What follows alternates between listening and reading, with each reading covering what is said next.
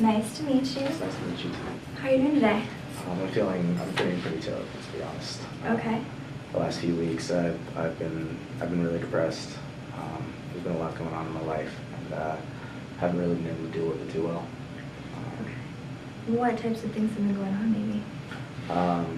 I very recently lost my best friend. We were at a party, and yeah, thank you. He was he got in a car accident on his way home from a party. He got a little too drunk, and one thing led to another. I just haven't been able to deal with it very well. I haven't really known what to do with myself. I applied for my job recently, actually. My grades have been doing terrible.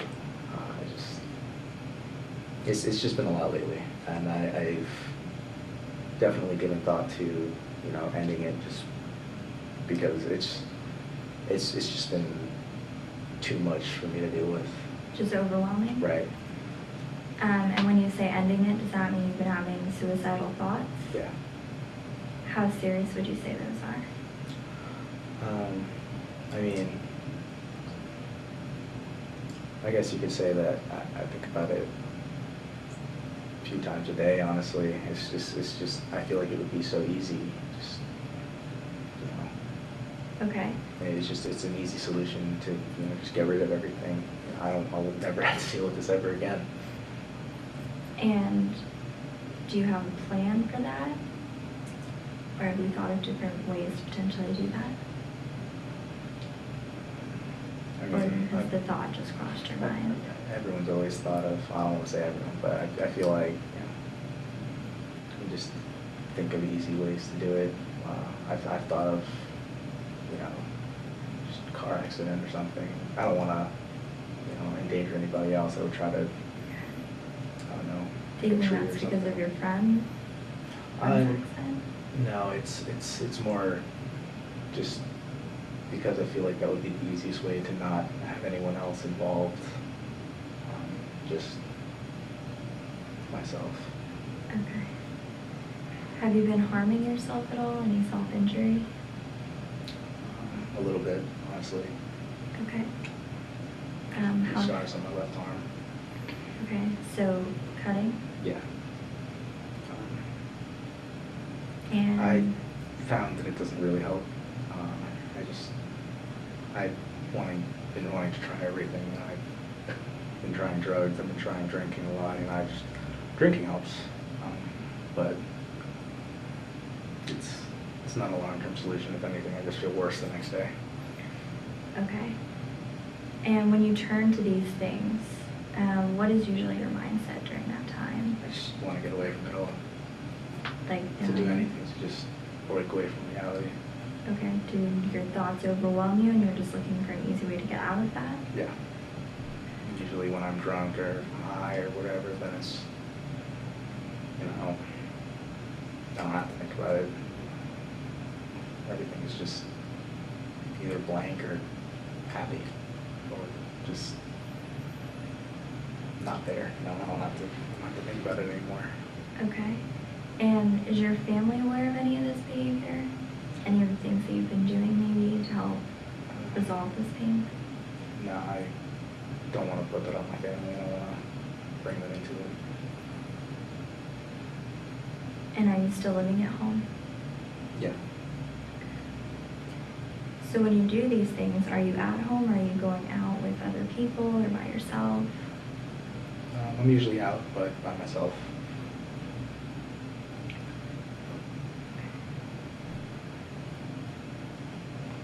I don't have very many friends. He was really my only friend that I could hang out with, so it's just been rough. Okay. And for about how long would you say you've been committing any self-injury or turning to drugs and drinking to solve this? Since it happened. How long ago was that? That was about 2 weeks ago. 2 weeks. Do you have any feelings of hopelessness or worthlessness? Hopelessness, definitely. I don't know about worthlessness. I don't believe it was my fault, or, I mean, I mean, maybe I could have offered him a ride home or something, but he was pretty adamant about Driving right. I himself. mean, you can't really. It's hard to convince a belligerent drunk to. Okay. You know, I mean, I feel as though I did what I could, but looking back on it, obviously I should have done more. But. Okay. And that's a lot of guilt to live with. Yeah. I mean, it's hard not to. I was there. I could have done something. And do you think that's why you're turning to drinking and doing drugs, or do you think it's something else going on? I mean, yeah, I guess so. The guilt, or maybe just the loss? I guess you could say it's a little of both.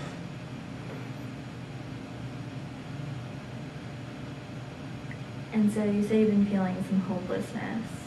Could you explain that a little bit more, what that feels like? Right. I mean, it's just I don't see, really a solution. I have known him my whole life. Well, I guess I've known him his whole life too. But it's he was always there for me. Ever since we were little kids. It's just been so hard, just so weird to imagine life without him. Right. And now that it's an actual reality, it's just been, well, in a word, overwhelming. Just too overwhelming. And do you have any other friends? You said you didn't necessarily talk to your family about it, but someone you've been able to confide in or find a support system through this? The entire time it used to be him. No, not really. Okay. I used to have a girlfriend, but that ended a little while ago too. Sorry to hear that. It's okay. How long did you guys date? We were together for a few months, not anything serious. Okay. So prior to his accident, how would you say your mood was? And would you have had any ideas about self-injury or suicide or anything like that? Or is this I mean, I guess the only negative feeling I would get would be just general loneliness. I guess I don't have many friends. The party was actually his idea. His friends, he invited me over to try to meet more people, which is ironic. But I just ended up hanging out with him the whole time, and it just, I don't know, didn't work out, I guess. right? I mean, you could say I have. I used to have a few coworkers that I talked to, but I don't think I wouldn't say that I'm close enough to be able to talk to them about something like In this. detail. Mm-hmm. At the beginning, you said your parents and friends or maybe your coworkers were worried about you. Are those people who pressured you to come in here? Your parents just noticed subtle differences, or did you decide to come in here on your own because you knew this was a serious problem? I guess this was sort of. My parents did want me to come in here. Like I said, I've wanted to just get away from it. I guess you could say it's a sort of a last resort type of thing. Okay. That's a lot of pressure to put on you. I don't mean it like that. No, that's totally fine. Have you sought out a grief counselor or anything during this time? Not necessarily. Okay. I've just been. Everything that I'm saying I've been doing, just drinking and just doing nothing at home, just trying to get away. I would say at this point it sounds like things are getting pretty serious, especially if you're considering suicide as an option. I would like to talk with you and your family and maybe have you share some of this with them if they are unaware of that. How would you feel? Would you be comfortable with doing something like that, or are you not ready? I don't know. Maybe just my father. My Okay. mother and I aren't really too close. Okay. I do think it is pretty serious, especially if you're having certain plans about how you would kill yourself. And I would advise seeking out maybe if you would need to get some more attention for something like this, if you feel that you're in a really unstable state, and that something could happen potentially. Do you think you're at that point yet, or do you think differently? Maybe, probably so. I mean, that's why I'm here, really. I'm just Okay. trying to figure something out because, yeah, I don't know. You feel like you're at the end, the breaking point? Getting pretty close to it, yeah. Okay. Well, I have some resources then that we can go over, and we can talk about a little bit more in depth and what some other options may be if you feel you need some immediate care. And then maybe we could potentially talk to your family about it. I know you're over 18, but we might be able to involve them just so you have a little bit more of a support system in that. How does that sound? Sounds good. Okay. Well, I'm glad you came in today. Me too. Okay. All right. I'll meet you up front with your resources.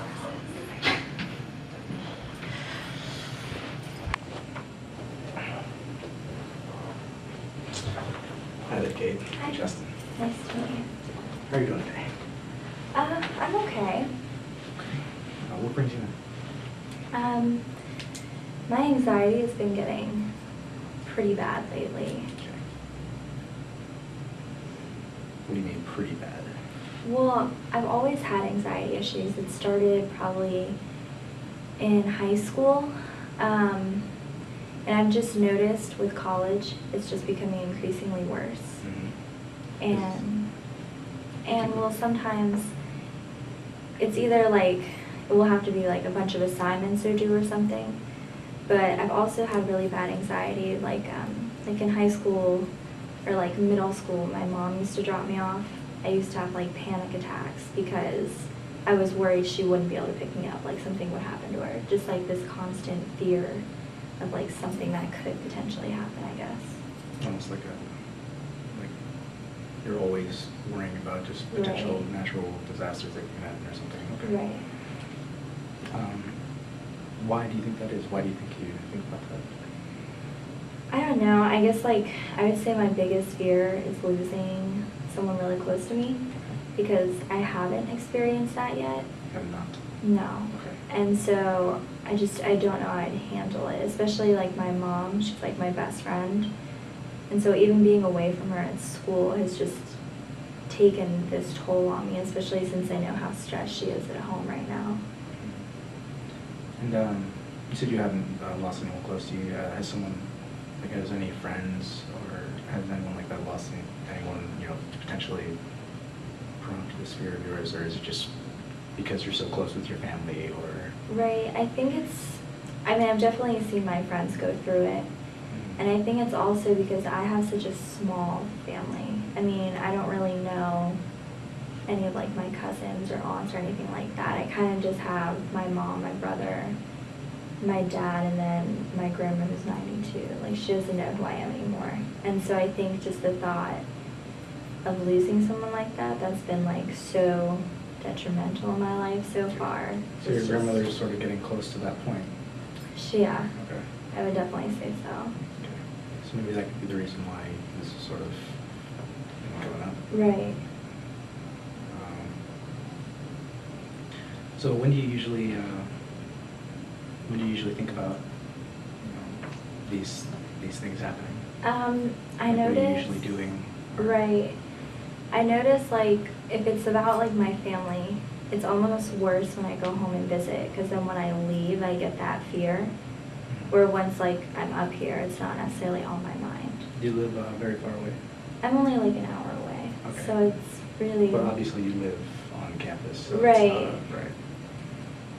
But other than that, just like general anxiety. I'm really bad procrastinator, so I'll get a bunch of assignments, and rather than just working on them in advance, it seems like if more than like 2 or 3 things pile up in one day, I just get extremely paranoid and like panic attack, I guess.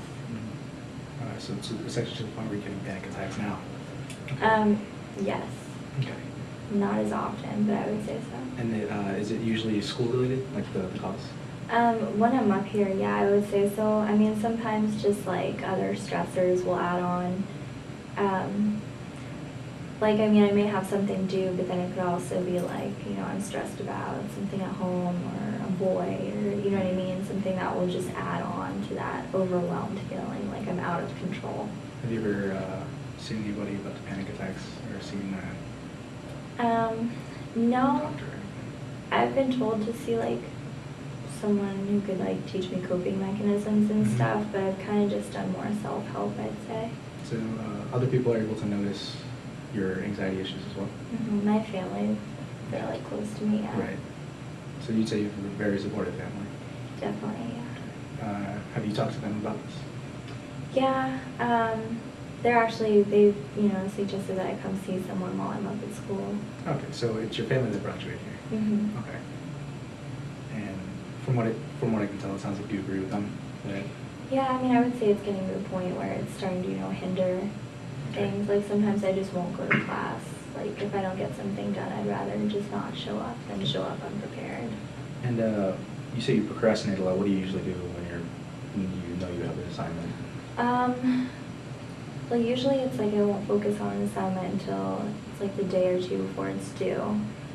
And then as much as it's like if I just try and sit down and focus on it, sometimes it's just so hard to sit and concentrate. Like I need a break, but then I'm taking a break for doing nothing virtually. Like I'm not accomplishing any part of it.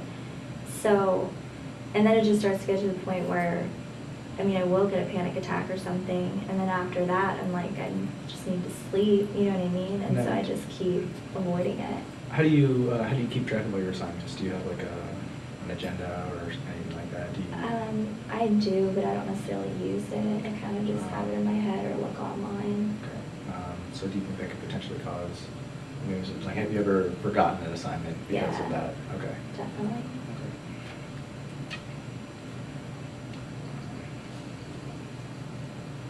I have a few thoughts on how we can improve that, but we can get to that later.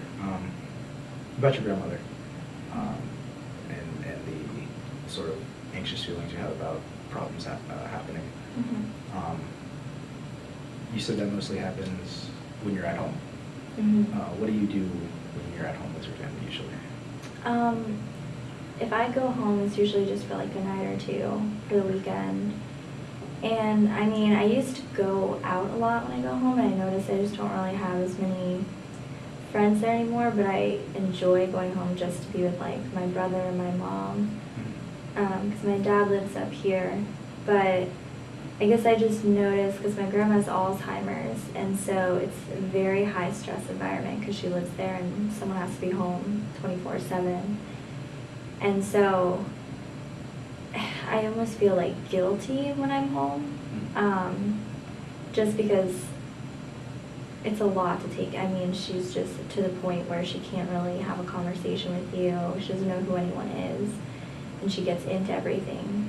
And so just being home, it makes me stressed out, but then it makes me feel guilty that I'm not, you know what I mean, my family has to put up with that like every single day. And you mentioned that your mom and father are split up. Yes, they're divorced. And when did that happen? That was when I was little, like Okay. 5 years old maybe. And when you go home, it's you said it's your mom and your brother, and Mhm. your grandmother lives with you.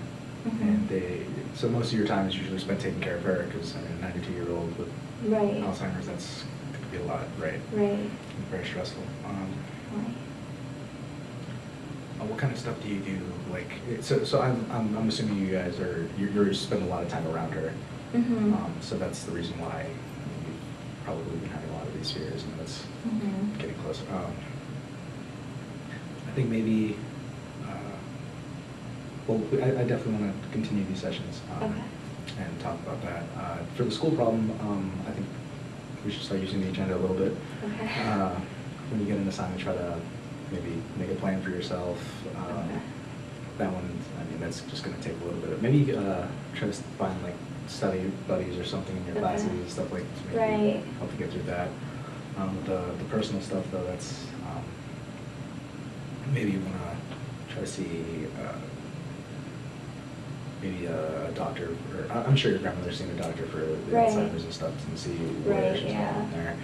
Maybe even consider bringing your family in and talk to them about potentially having her put into a facility that will Okay. help them help, because it seems like there's a lot of stress getting placed Right. upon your family with this. Right. And so I feel like anything to alleviate that stress from you personally would help your anxiety out a lot, and because you're having a lot of coming in from your school and from your home life, so. Right. So anything we can do to limit that would be beneficial, I think. Okay. So, Sounds good. all right. It's a good start. Yeah. So, I'm glad you came in today. And, Me too. It was very nice meeting you. You I too. look forward to seeing you again. Thank you.